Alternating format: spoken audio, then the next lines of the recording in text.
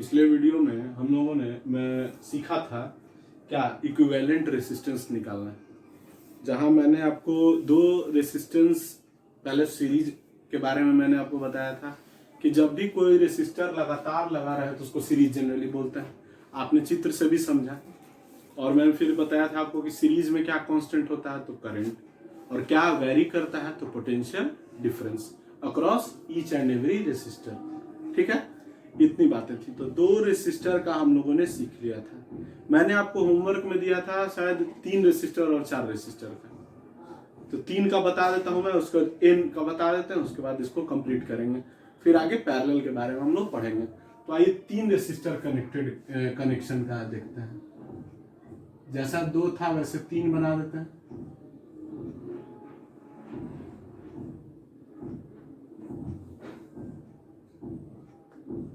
ये भी potential difference का एक बैटरी है।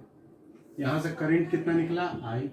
तो ये 3 रेसिस्टर्स लगे हुए सीरीज में R1, R2 एंड R3, और हम लोग क्या निकालने जा रहे हैं, इनका इक्विवेलेंट रेसिस्टेंस। जैसा कि हम लोग जानते हैं कि सीरीज में करंट कांस्टेंट होता है, तो तीनों में करंट I ही जाएगा क्योंकि एक ही रास्ता है। लेकिन यदि बात करें पोटेंशियल डिफरेंस की तो वो अलग अलग होगा। कुछ बच्चों के दिमाग में आ रहा होगा कि सर पोटेंशियल डिफरेंस कैसे अलग अलग होगा, हम कैसे जानेंगे। तो आइए जरा देखते हैं। यदि हम लोग बात करें R1 अलग है, R2 भी अलग है और R3 भी अलग है, और करंट तीनों में सेम है, तो पोटेंशियल का क्या फॉर्मूला होता है, IR1 IR2 IR V equal to IR। अब आप बताइए, ये अलग होगा, एकदम अलग होगा, क्योंकि I तो तीनों में सेम है, लेकिन R1 R2 R3 अलग है, तो ये तीनों अलग अलग बन जाएंगे। V1 ये बन जाएगा, ये V2 ये V3 होगा। तो एकदम इसी ढंग से अलग अलग पोटेंशियल डिफरेंस क्रिएट हो जाएगा। ठीक है, तो एकदम दिमाग में हर चीजों को सीखिएगा कि कैसे ये आया। ठीक है, तो हम लोग अब मान लेते हैं R1 के थ्रू V1 है, सिंबॉलिकली V2 है R2 के थ्रू, और V3 R3 के अक्रॉस है। जैसा कि हम लोगों ने पिछले वीडियो में किया था कि ये जो V1 V2 V3 कहाँ से सब डिवाइडेड हुए, कहाँ से ये समेट करेंगे, इनको हम जब जोड़ेंगे तो कितना आना चाहिए, टोटल पोटेंशियल डिफरेंस के बराबर, क्योंकि ये एक पार्ट है उसके।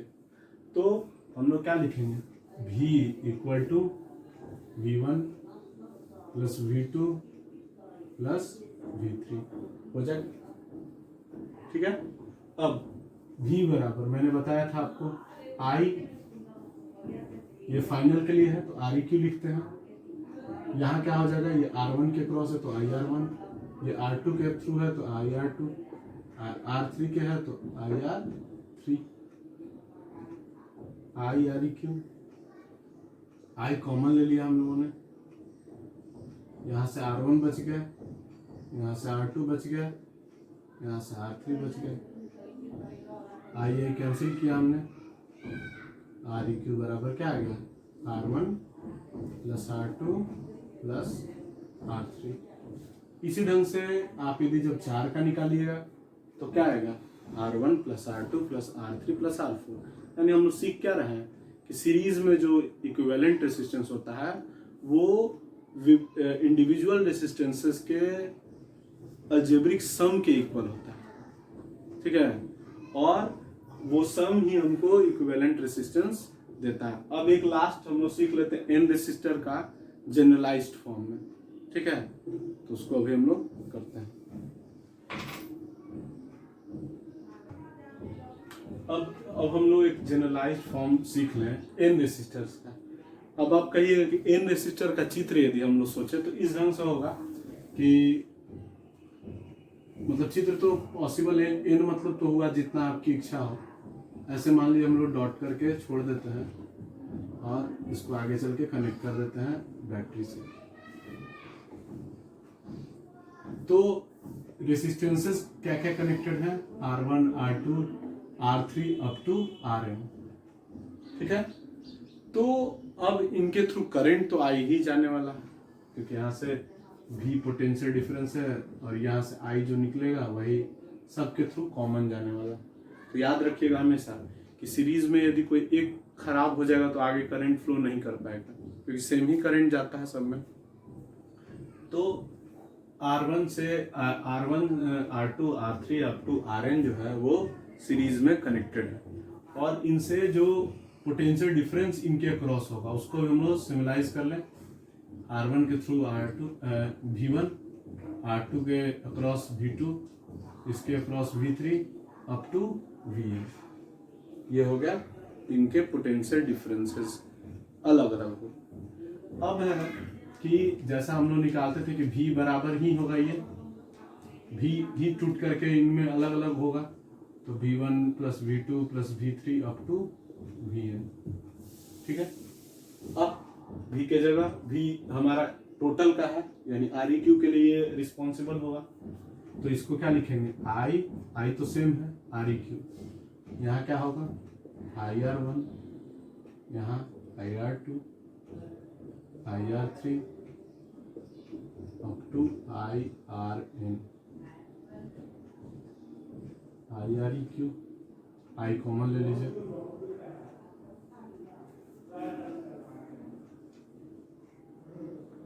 Up to Rn, I cancel, ReQ बराबर क्या आ गया R1 plus R2 plus R3 up to Rn। तो क्या आ गया हम लोगों का ReQ बराबर R1 plus R2 plus R3 up to Rn।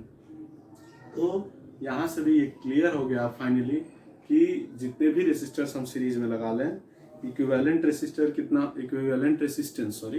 कितना होगा, तो उन सबके अलजेब्रिक सम के इक्वल होगा। तो जब भी कभी आपको रेसिस्टेंस इक्विवेलेंट निकालने के लिए दे तो आप लोग उन सब को जोड़ दीजिएगा, वही आंसर। जैसे एक क्वेश्चन में छोटा सा बस एक बता रहा हूँ, मान लीजिए ऐसा दिया हुआ है, ऐसे मान लीजिए दिया हुआ है, बोल दिया कि 3 ओम 3 ओम 3 ओम, तो डायग्राम में क्या होगा, अगला डायग्राम में इन तीनों को एलिमिनेट हम करेंगे क्योंकि ये तीनों सीरीज में कनेक्टेड है, और ReQ कितना हो जाएगा 3 प्लस 3 प्लस 3 ओम ओम ओम, तो 9 ओम। तो इस ढंग से जोड़ेंगे सीरीज में, याद रखिएगा।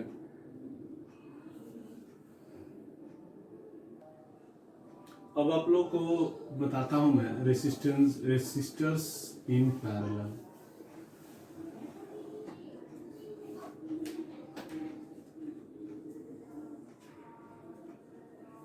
शुरुआत, पैरेलल रेसिस्टेंस क्या होगा, तो पैरेलल रेसिस्टेंस का मतलब कि रेसिस्टेंसेस के जो दो एंड्स होंगे, जितने भी रेसिस्टर्स हम पैरेलल में करें उनका दोनों एंड का कॉमन पॉइंट होगा, मतलब एक पॉइंट से सारे के एक एंड्स कनेक्टेड होंगे और दूसरे पॉइंट से सारे के दूसरे एंड कनेक्टेड होंगे। जैसे मैं एक शुरुआत करता हूं दो रेसिस्टर के पैरेलल से, ऐसे एक रेसिस्टर, दो रेसिस्टर, ये दो रेसिस्टर पैरेलल में है। अलग अलग टाइप के चित्र में आप लोगों को दिखाया, कहीं कहीं पे इसको तिरछा करके चित्र देगा, तो आप समझ जाइए, कोई दिक्कत नहीं है।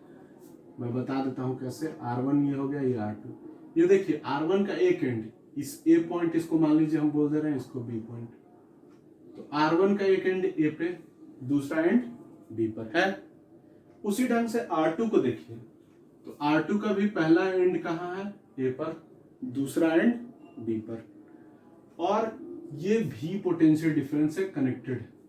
ठीक है, यहां से करंट I चला, चूंकि इन दोनों का जंक्शन एक है, जो कि एक, देखिए A आकर के कहा मिल रहा है, पॉजिटिव टर्मिनल से, और B आकर के कहा मिल रहा है, नेगेटिव टर्मिनल से, यानी इन दोनों का पोटेंशियल डिफरेंस, यानी R1 का पोटेंशियल डिफरेंस और R2 का पोटेंशियल डिफरेंस कितना होगा, बैटरी के पोटेंशियल डिफरेंस के बराबर, यानी इसका भी V होगा, इसका भी V होगा।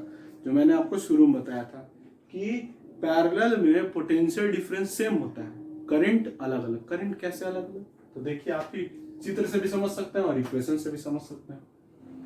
I यहां से आया, I यहां आने के बाद ही कितने जंक्शंस में टूटेगा, दो जंक्शन में टूटेगा, दो रास्ते में टूटेगा। तो चूंकि R1 है तो इसके थ्रू करंट हम मान लेते हैं I1, और R2 के थ्रू I2। कोई दिक्कत यहाँ तक नहीं होना चाहिए आप लोगों को। हमने R1 के थ्रू करंट I1 मान लिया और R2 के थ्रू करंट I2 मान लिया। अब टोटल करंट I कितना होगा I1 प्लस I2। क्यों? क्योंकि यही I में टूटा है। तो यदि हम I1 और I2 को इंडिविजुअली जोड़ दें तो किसके बराबर हो जाएगा? I के बराबर हो जाएगा। तो I equal to I1 plus I2। अब I बराबर क्या होता है? आप लोगों ने पढ़ा था, ओम्स लॉ क्या था? V बराबर IR। तो I बराबर क्या होगा बताइए आपकी? V by R। ठीक है, मैं फिर से बता दूं, ये चूंकि ये टोटल करंट है तो यहाँ पर जो R लिखेंगे वो क्या होगा? Equivalent resistance Req। ठीक है, और इक्वल टू यहाँ पर बता रहा था मैं कि सबके थ्रू पोटेंशियल डिफरेंस सेम हो, तो यहाँ भी क्या लिखा है? V बाई I1 की जगह R1 के थ्रू का है ये, प्लस यहाँ क्या हो जाएगा? V by R2। V by Req is equal to V हमने कॉमन ले लिया, यहाँ से बच गया 1 बाई R1, यहाँ से बच जाएगा 1 बाई R2। यहाँ से V कॉमन ले लिए दोनों से, तो V हट गया, तो यहाँ 1 बाई R1, यहाँ 1 बाई R2। V भी कैंसिल यदि कर दें तो यहाँ आ जाएगा क्या हमारा? 1 बाई Req बराबर 1 by R1 plus 1 by R2। बहुत लोग क्या करते हैं कि 1 बाई Req निकाल करके आंसर कर देते हैं। ये आंसर नहीं होगा आपका Req का। आंसर आप जो निकालिएगा, इससे निकालने के बाद उसका रेसिप्रोकल करना पड़ेगा आपको। यानी यहाँ पर क्या हो जाएगा बताइए आपकी? 1 बाई Req बराबर, यदि हम लिखना चाहें तो R1 R2 LCM हो जाएगा। R1 R2 LCM यहाँ पर चला जाएगा R2, यहाँ R1। लेकिन हम लोगों को क्या चाहिए? Req। तो मान लीजिए इन दोनों के लिए तो Req इधर क्या करना है? रेसिप्रोकल। तो इधर भी हो जाएगा रेसिप्रोकल, ऊपर चला जाएगा और ये नीचे चला जाएगा। लेकिन फॉर्मेट हम लोगों का ये रहेगा, निकालने का फॉर्मेट इसी ढंग से चलेगा। तो हमेशा इसी ढंग से इसमें आगे हम लोग बढ़ेंगे। अब होमवर्क में आप लोग, फिर मैं आज दे रहा हूं, होमवर्क में आप लोग निकालिएगा Req जब 3 रेसिस्टर और 4 रेसिस्टर का। पहला, जब R1 R2 R3 पैरेलल में कनेक्टेड हो तब का Req क्या होगा। और दूसरा क्वेश्चन रहेगा आप लोगों का R1 R2 R3 और R4 पैरेलल में कनेक्टेड होगा तो क्या होगा? Equivalent resistance. ठीक है, इतना ये जोड़, ये वाला मत, ये कैलकुलेशन आप उतना नहीं कीजिए, बहुत ज्यादा कॉम्प्लिकेटेड हो जाएगा। आप केवल यहाँ इस फॉर्मेट तक ही छोड़िएगा। ठीक है, तो ये आप दो रेसिस्टर्स का मैंने बता दिया, 3 और 4 का आप लोग करिएगा। और NCERT को बढ़िया से पढ़िएगा यहाँ तक के टर्म्स को, और कहीं भी दिक्कत हो तो उसको पूछिएगा।